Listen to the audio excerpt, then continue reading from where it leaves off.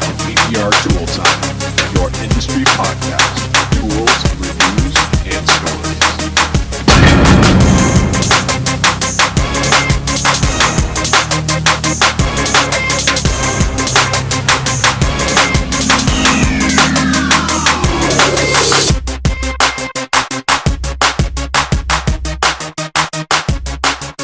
Welcome to another episode of PPR Tool Time. This is your host, Daniel Grom, along with Vince D'Alessandro and John Renstrom. And this show is brought to you by Magnatech Mat, MobileTechRX, and Hog Glue and Hog Tabs, and of course, Edgy Tools. Yes, Welcome, episode guys. 154. 154. Man, we're getting up there. How you guys doing? Going on through. Doing well.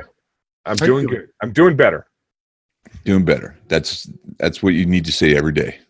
Well, I'm doing better. half of the country is under a deep freeze, and myself and Daniel are out here in Southern California in shorts and T-shirts. Well, actually, you're not in Southern California. I'm out here in Southern California with shorts and T-shirts. Daniel?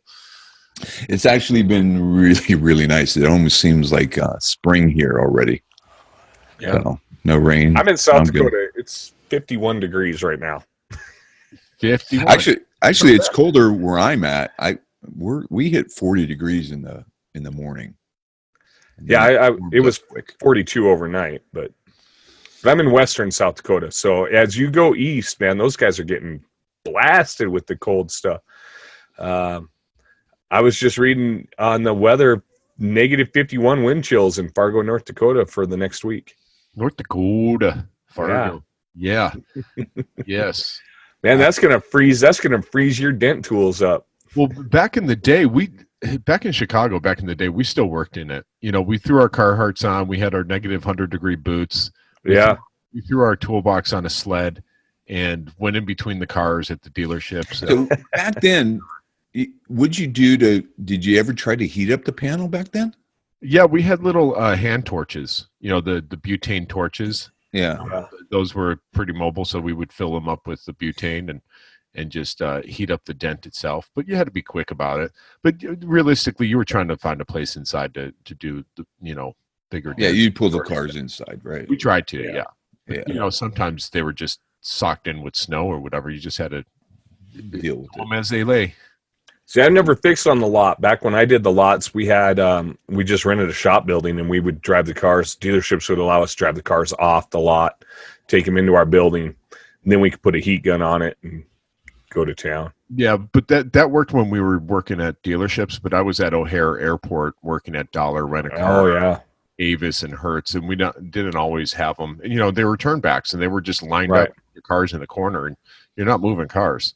Yeah, nope, not in that situation. No. So yeah, bad memories, fun memories. I don't know. Yeah. However you want to. Well, now we got such different tools. Look at these new gas heaters that we have that are hanging off the Get a Grip. Everybody's hanging those off the Get a Grip. Yeah.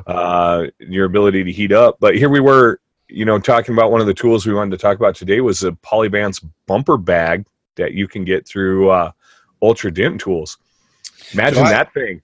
So I don't know anything about this thing. Vince brought it up to me, and so try to explain it to me and our listeners, Vince, what this thing is.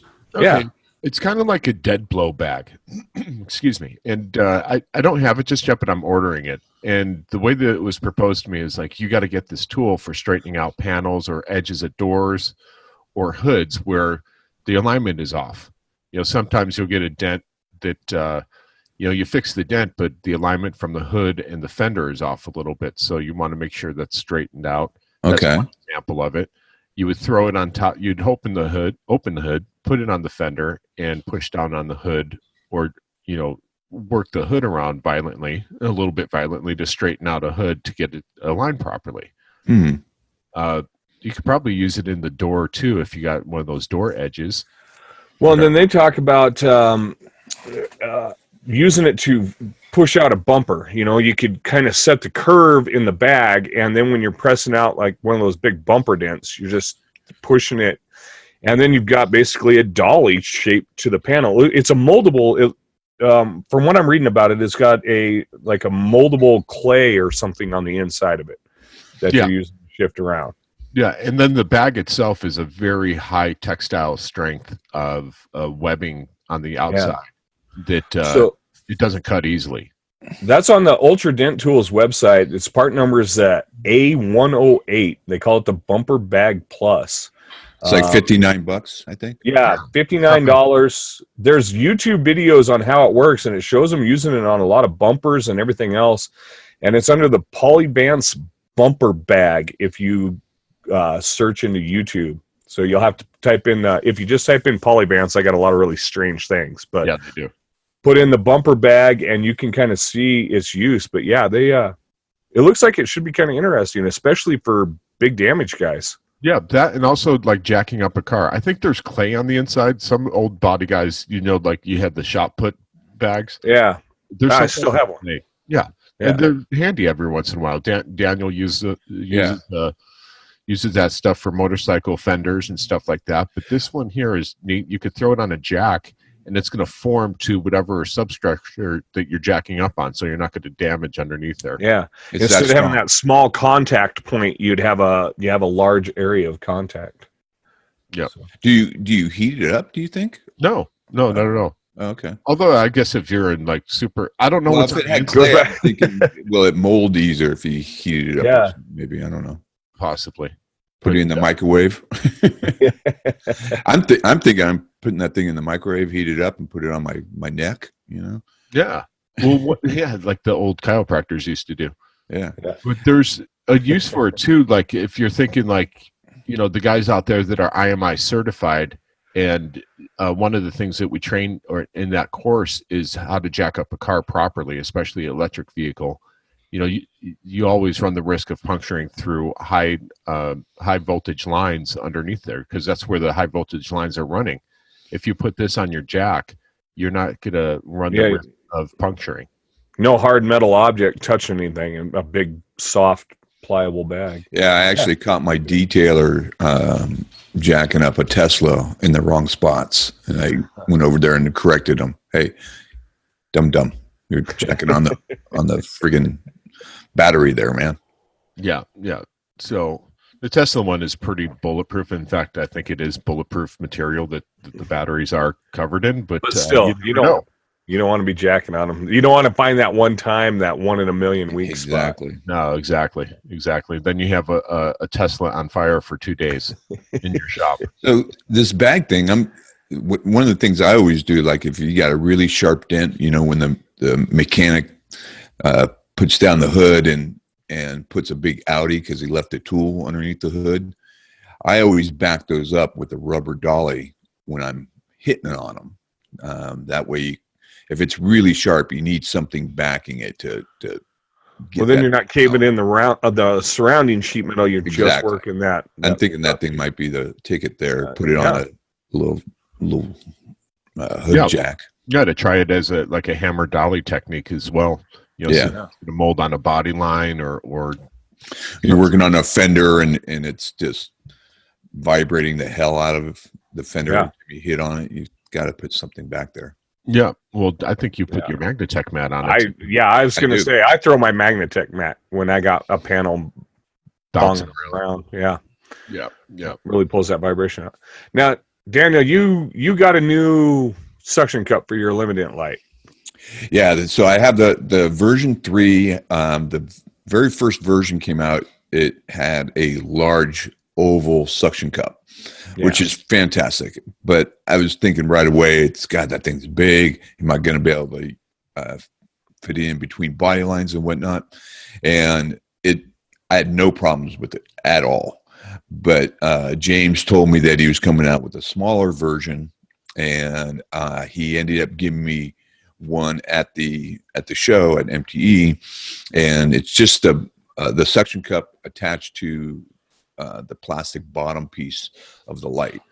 And he gave me instructions how to switch it out. It's pretty easy. You take the 4 screws out, you open it up, and you can only open it so much.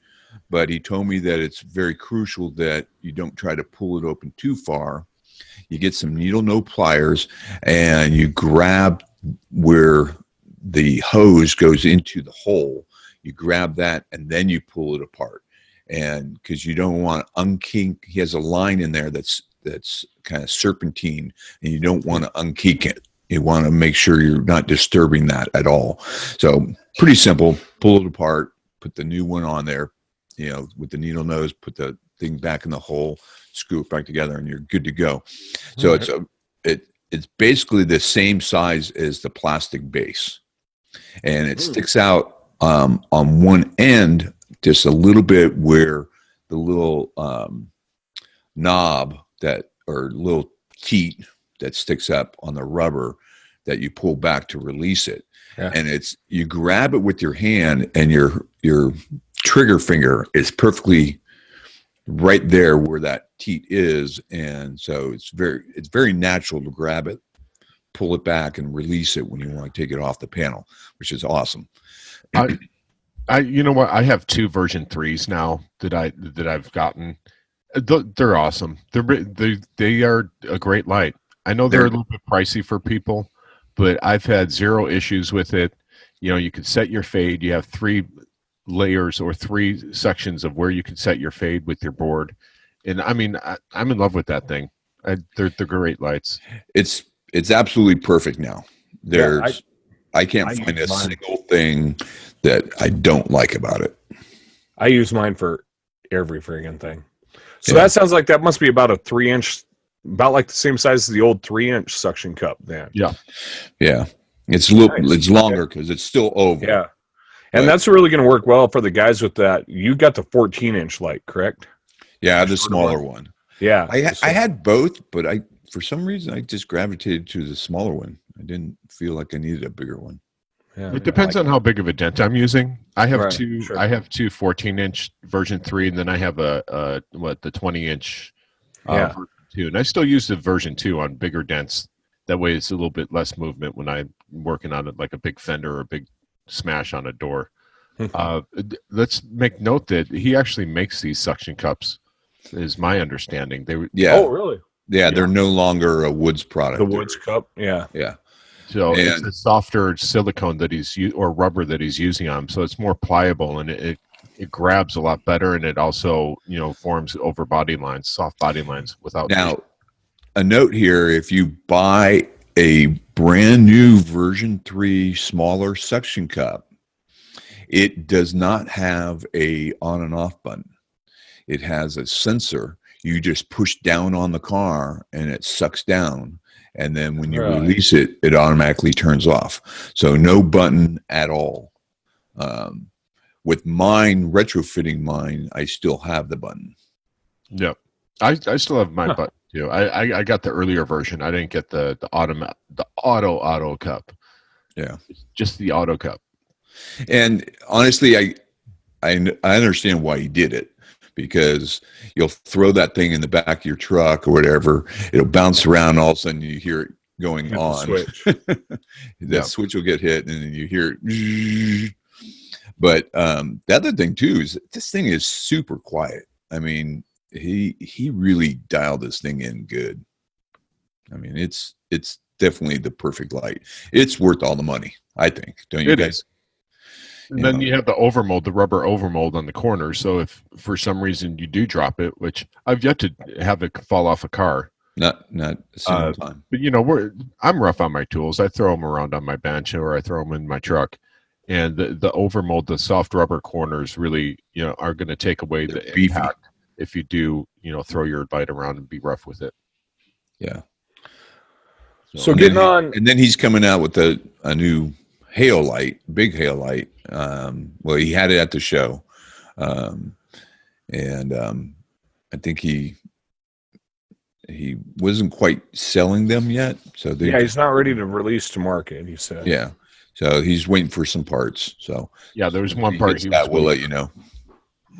Yes.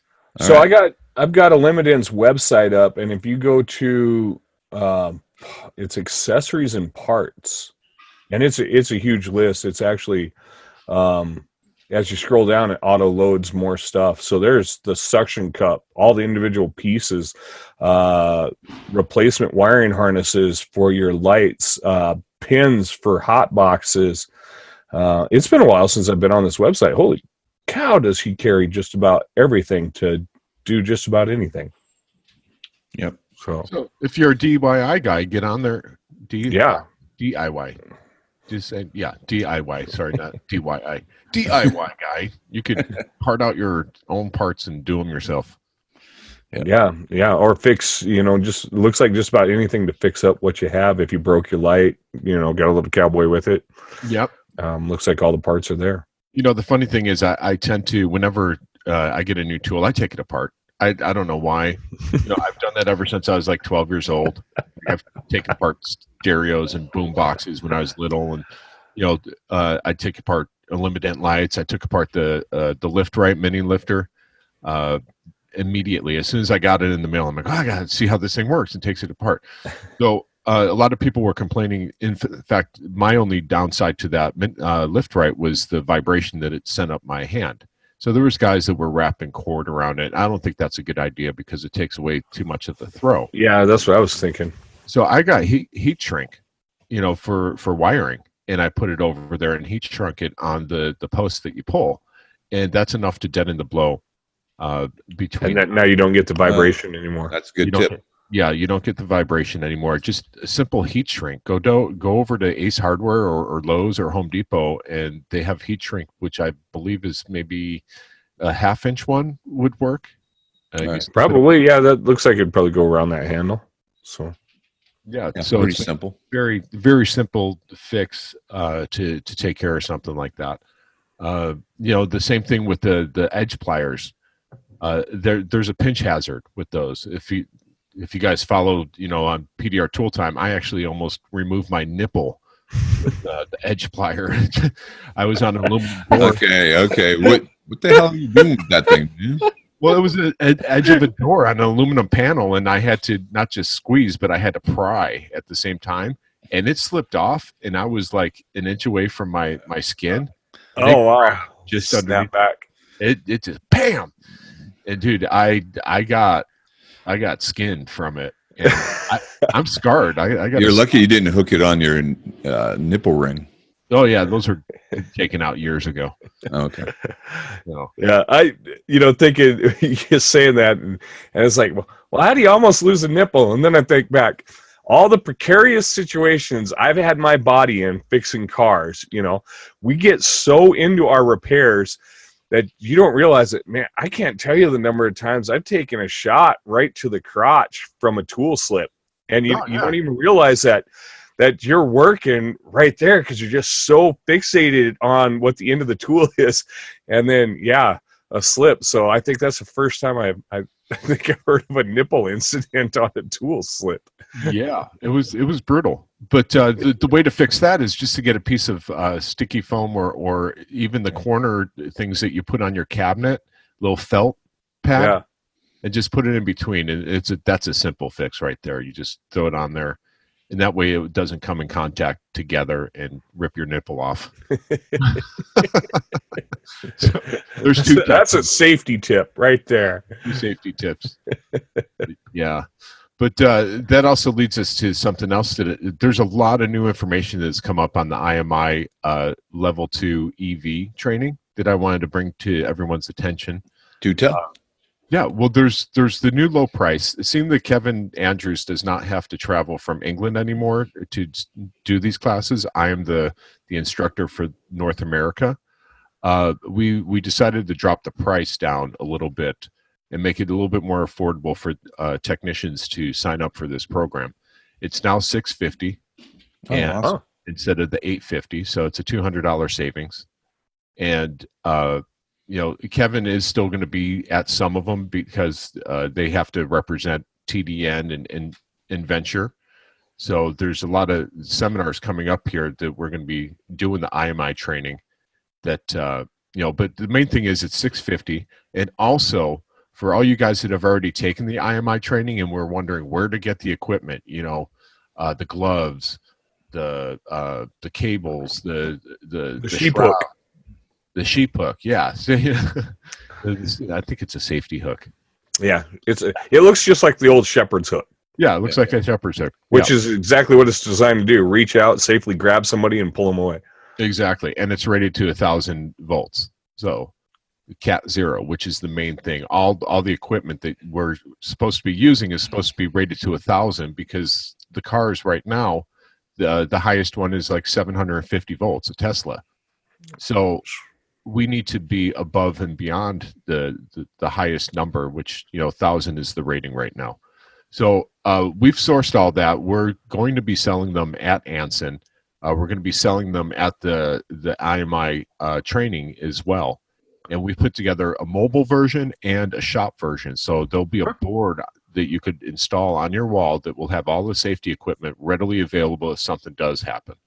So that's another thing that's new. So you guys that were complaining about going on a Granger or McMaster car or electric places and finding these gloves are $120, $140, we've now sourced them. And we bought them in bulk to the point that we could bring down the price and make it affordable for everyone to have the right equipment to do this properly. Nice. Yeah. Now you got a few classes coming up, right? A couple here in the States and then up in Canada as well. Yeah. The next one that we have is going to be February 23rd, and we're doing one day only in New Orleans. It's going to be Saturday, February 23rd, and then after that, where's that at? That will be at Scott Clark's place, which is That's Accident. Yeah. Yeah. In New Orleans. Okay. So it'll be fun. I've already booked my ticket. I'm set to be there. It's going to be a good time of learning what to do and get certified with your international certification. One of the things to keep in mind with this certification is that, we had a few guys at Denver that had taken the ICAR certification, right? Oh, it's only $250 and, you're certified to shut down EV. Not one of them knew how to shut down a car with that certification. Yeah. Not one. They were scared to death. They were calling people. I get calls all the time. Hey, how do I shut down this car properly? And, I tell them, but I say, go and learn how to do it properly, across all vehicles. So, the iCar one, it might be cheaper, but you're not getting a hands-on experience, and you're not learning about these cars and how they work, the inner workings. Does iCar recognize IMI, or is there any? Well, iCar wouldn't care about IMI. Yeah. Whereas, IMI care about iCar. It's, their own entity. One thing about iCar, they don't care about the PDR industry at all. Yeah. Well, I went and found Accident's address here, and we'll post that up in the show notes too. Okay. Cool. For the guys that are curious. And then when are you going to Canada? Canada, there's actually 2 dates going on in Canada. The first one will be April 15th and 16th, and that's going to be with DCC Hale in Canada, and both events are going to be in Alberta area. I believe Calgary or Edmonton, one of the two. I haven't really gotten the addresses on those yet, but they're a little bit far down. And then the other one will be at DOMS, which is PDR Canada.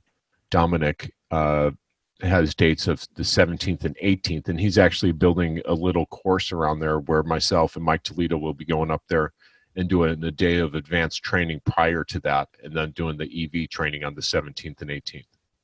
Nice. Yeah. Nice. And then in March, you guys are going to be at the Hale Expo, the 300 Hale Expo in St. Louis. Yes, that's the one right after New Orleans would be the Hale Expo, Ryan Hampton's 300. Yeah. So there's dates coming up there. And also, if you missed that, we'll also be in Texas for the Anson Open House Bonanza. That's in April, correct? That is in April 17th, I believe. The Good Friday is the open house. And we'll be doing the IMI the 2 days before. Yeah, that's it looks like April 19th and 20th, right in that zone. Yeah. So probably Saturday the 20th. Yeah, Good Friday. Okay. Yeah. So that's going to be a great time. You guys have been to the Bonanza. Yeah. It's like a mini MTE for a lot of people. They can't get to MTE. And I'll be speaking at the 300 Expo as well. So my wife and I will be there for that. Go ahead, Daniel. Oh no, I was just going to say about Anson. They always roll out the red carpet for everybody and just do it right. They always have a great food truck there. Yeah. So there's food for everybody, and they have goodie bags, and they always step it up. They do. They're like they teach the it's like you want an example of the perfect way to host an event. Anson does it. I can't wait for the new facility and what they're going to be capable of doing there. I get the same feeling that I used to get when I was a kid when I went to Toys R Us. And I go to PDR-RS in Texas. I'm with you. I have to show up. Honestly, I have to show up at least a half hour, an hour early, and they let me in. They don't let the rest of the general public, but I have to because I have to go through the store and mentally catalog where everything is at. Yeah, and then I have to find everything that's new. Yeah, but the other thing that's great about going to that and kind of comparing to MTE maybe is they have hood stands hooked up and tools hooked up to try out stuff. Last time they had my hog glue and hog tabs there, and so you can try it. And well, that is probably the single best thing about Anson is you can try something before you buy it. Yeah. We've all grabbed a tool, we've seen it online and been like, that's the best one ever, and then you put it in your hands, you're like, this does not work for me. It's so awkward. Yeah. And at Anson, you get to try every variation. I did it with hammers, blending hammers. I was really surprised at the one that fit me best. So yeah, sure, yeah, try before you buy. That's the cool part. I mean, they encourage it. It's like grab something off the wall and start whacking with it or pushing with it and try it out and see what happens. I'm just hoping for better weather because last year, if you remember, it was cold and rainy. Damn, it went from 80 degrees the day before to it was 38 the next day. Yeah, I know. It was cold in the back there. It was like a 50-degree drop. The year prior to that, we were all hanging outside and having a good time and everything. But the last year, we were all huddled inside, trying to stay warm. And it'll be just in time for you to get ready for hail season. That's right. Yes. Yeah. So keep those dates in mind. We'll throw some of those dates up there so you have them all. And if you can or are thinking about doing the IMI training, these dates are the ones that are coming up that kind of span a little bit of the U.S. and Canada. You could try and make it work. There's guys that have been hitting me up to get their own training in different parts of the country as well. What I will say is you have to have 10 people minimum for me to travel now. I can't do it any less than that. This is not a money-making thing for Anson or TDN. So we're so in the red, it's not even, or black. What is it, red or black? Red. We're so in the red, it has to make sense for everyone. But if you could round up 10 guys at $650 a piece, I will come to you. So if you guys are in the Northern California area, I'm going to be getting Vince to come up to my shop and doing one at my shop. Don't have dates yet, but private message me if you're interested in coming down, seeing my shop.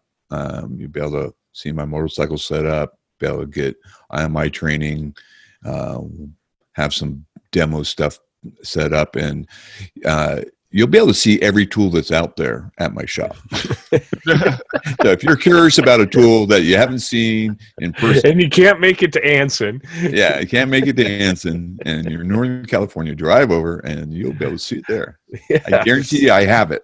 Stop and test out your tools at Dent Dynamics. The only thing I don't have the aluminum hot box. That's the only tool I don't have right now. I have one. Yeah, you can bring it then. Bring it up and then. Yes, complete your set. So the other thing that I wanted to mention too with the tool that I've been using a lot lately is the Glexo stuff. Man, is that stuff killing it? That stuff is splashing across Facebook. Guys are even using it out in the cold weather and saying they're having great success with it. Yeah, it is pretty surprising. I mean, I took out a crease out of a quarter panel 100%. I did not use anything else but the cold glue, and That's insane. And it was about an 8-inch crease, soft crease, but I took that crease tab and I got 100% of it out and never had to go inside of it. Took me less time than Daniel, the other way. Yeah. Let me ask you this, Daniel, because you and Mike, you jumped on the bandwagon right away with Cola Fria when it first came out. And why is this different? Is it the tab? Is it the glue? Is it just the combination of the two? Is it the heaviness of a slide hammer? I know I like using it on the heaviest slide hammer I have. Yeah. Yeah, I do too. No, I think it's the tab. I think the tab has a lot to do with it in the shape of the tabs. Having those crease tabs is a big advantage. It being metal has a big advantage. The thing locks on, does not fall off. It's beautifully designed. And the glue, I compared it to my original Cola Fria. It looks the same. It kind of feels the same. I don't see a physical difference, but there is a practical difference in using it. It pulls harder. It just stays on there. It sticks better. Now I've only seen it in pictures. I haven't had a chance to play with it in person. The glue part comes in like a separate tube, and then you have all the different tabs in the wooden case. Correct. So can you just order the glue as a replacement glue after, I don't know. Do you think it's going to lose its strength after time, after so many uses, maybe get dirt in it, anything like that? I mean, if you get dirt in it, you're going to have to give it to Hevo. Yeah. No, you can just pick it out or take a razor blade and try to cut off a top layer or something. Okay. There's plenty of glue in there to it'll last a very long time. I think I only used about half of it and put it on all the tabs. Yeah. So you used less of this glue than you did any of the others, like Cola Fria. No, I think it's the same. Is it? A lot of people use too much glue on these tabs anyways. You just need to cover the tab. And that's another tech tip. I did scratch the paint with one of the Glexo tabs.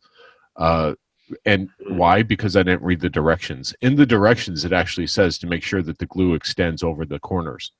So I didn't read the directions. Sense. I just grabbed it out and started using it. I know everything. And in return, because when I pull on it, it doesn't come off the first pull, the first slide of it. It takes a couple whacks to get the stuff off. That brings up my next question then. So if you pull the dent and say you're using it on a big softie and you hit it and it, the panel boom and pops out, how are you getting that glue off? Do you twist it off to break that? I just pull it again and get it on the second pull, but it seems like the first pull is the stuff is so powerful it doesn't want to come off on the first pull. It will come off on a first pull under certain. Yeah, it depends if you're first clean the panel. Either use some alcohol if you really want a strong pull. Yeah. If you want even a stronger pull, heat up anything. If you're working on a soft big dent, I always suggest heating up that because you don't want. I've had it happen to me maybe a couple times where you think it's going to pull out just fine, and then it cracks the paint at the top because you didn't heat up the whole panel. So you want to make sure you heat up the panel just to keep the paint pliable and not crack anything. But the Glesco does stick better when the panel is warm and the glue is warm. So I put the heat gun on it, heat up the panel, heat up the glue a little bit, heat up the steel tab, and then you're good to go. Nice. That's what I've done too. That's exactly what I've done is heat up. I had a Subaru on Friday. We all know Subaru paint is crap. Metal's crap. This guy claimed that a golf ball hit the fender on the body line, and it crushed in the whole thing. It was like, dude, there's no way a freaking golf ball did this. But it was a golf ball because when I went and used the Glexo system on it, I pulled it the first time, and the vast majority came out. But what was left was that golf ball dent right on the body line, which I ended up having to use. Because that metal's so soft. Oh, it's terrible metal to work with. But I ended up using the doodah with the rubber ball to get the center of that out. But it's cutting my time in like more than half. Nice. On big dents. I mean, you can take out door dings with this stuff. I have taken out a door ding to 98%, and all I had to do is blend it without ever putting a tool in it. Wow. Now it leaves a little residue when it pops off, right? So you just hit her with a little alcohol, wipe her clean. No. What you do is you take the tab and you just kind of dab it, and it pulls itself off the panel. Is what I do. Oh, or alcohol will take it off too. But if you dab it, if you got a lot of residue, just take the tab with the dab back onto it, and dab back onto it, and it pulls itself off. Yeah, awesome. So remember, just to recap what Daniel and myself said, if you want monster pulls, heat up the panel and use alcohol and prep the panel ahead of time, and you will get monster pulls out of this stuff. Honestly, any more for myself, I clean my panel. Every single thing that I do, I clean them with alcohol. If I'm doing any form of glue pulling, I never just wipe one off. I get a crystal clean panel. I do that even if I'm putting my suction cup on and using a suction cup for anything, whether it's a leverage strap or my Elim-A-Dent. You know, I guess that's probably how I baby my tools the most. You know, if it's in my hand and it's a steel rod or a carbon fiber rod, I'm not easy on it. But when it comes to anything that has to stick to a painted surface, that painted surface is clean every time. Yeah.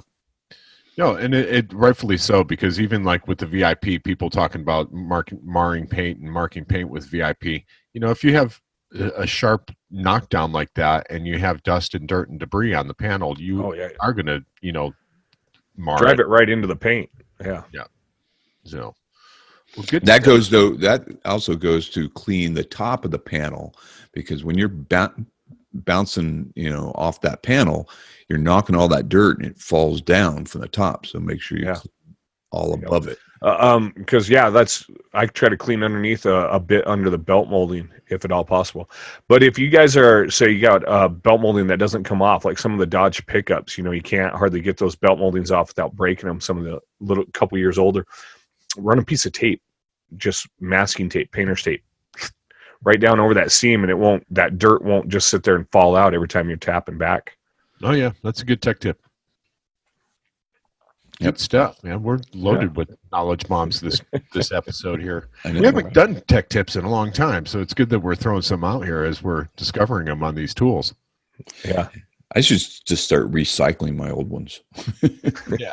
Well, we have new listeners every day, so that's the cool part. So yeah, definitely doesn't hurt. Yeah. So okay, now, let's talk a little bit about MobileTechRX. So you guys just had the new release, or the new bug release. New bug release that fixed the majority of everybody's issue. There's supposed to be another release towards the end of next week as well. Everybody will get your client search back. I'm sorry about the client search. That was honestly supposed to be in last week's release. Now, the only reason I'm not laughing because it was painful, but I got my butt whooped over this because I'm like, oh, they got this. You know, I'm not laughing, John. That's I have no sympathy for it. I'm one of those. I know, and you know, like I said before, I am not a programmer. It was like I get the feedback. It's like we're doing this, and then I'm like, yeah, because I'm now dealing with the public. We got it, and then it's not in there. I'm like, oh God, I'm gonna get my butt whooped. So if you're all curious who has called me, Vince and Daniel were on my phone within about 33 seconds of the update. Yeah, we're like, where's my search? Where's my search, and why did I lose the alphabet? But what we've done is we've expanded the search. So I'll explain that out and what ended up happening with that. We're taking that search field throughout the entire app, and we're making it so much more in-depth where it can search through every aspect of it. And we're actually creating some time fields into that because you guys that have thousands and thousands of clients, you can actually time out doing an overall organic search. So we're actually doing speed up search. The guys explained it to me, but they use like computer words, and I speak English, so I don't really know how to relay it. But the new organic search going through the whole app, searching by partial VINs, lots of different, the search is just going to be expanded tenfold. Now, the one other thing that I'm going to complain about is that when you go into price-A-Dent, it always reverts back to the Paul Corden. I have my own custom private. That's a save issue in the back office portal. That's actually separate from the app. And I think they're trying to put out as many updates and fix that. I've got a couple complaints in the back office myself, but they're working on all of it. Okay. And actually, that you notice in the back office, there's a lot new where you're going to start being able to run the payroll in the back office. Expanded. I mean, we've got one guy and he's just buried neck deep, and his only job is that back office. So this year, that back office is going to be, there's some real heavy stuff coming down the pipeline here in the next couple months. For that. Now, I noticed when I tried to use the Dave Charlotte one, he has a wholesale price-A-Dent, and it just would crash it. Is that fixed? That's going to be, all of them are going to be probably within the next week. Week and a half, every single little bug fix will be completely done. That's all anybody is right now. That's all of our programmers are just devoted into getting those bug fixes done, improve them. Testing is what takes so long, and that's actually how the bug fixes hit so hard. Is we skipped one test phase, once. That's all it takes. That's all it takes.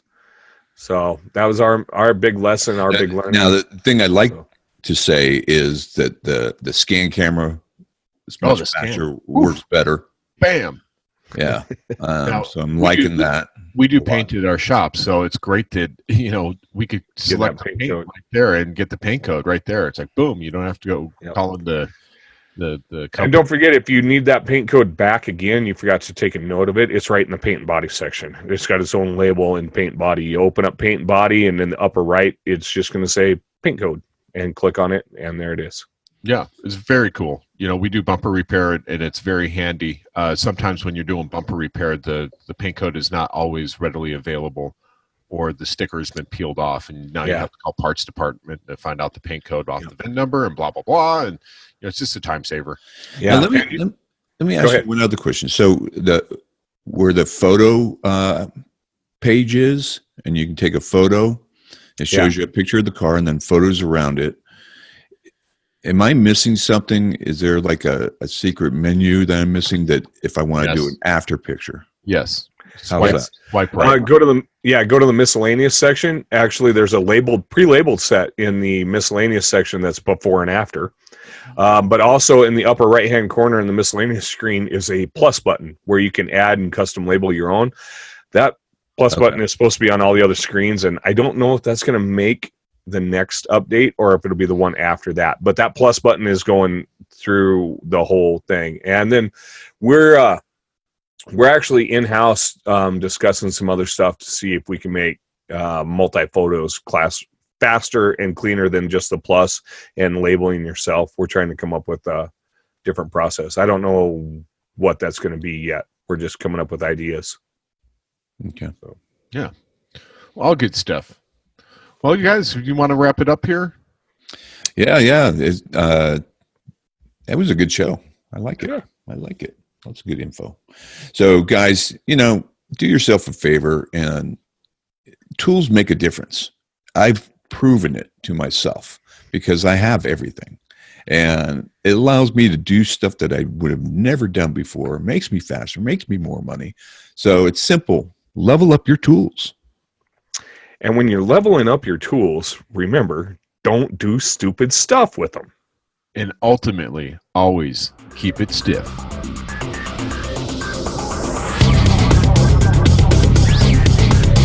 This has been another episode of PBR Tool Time.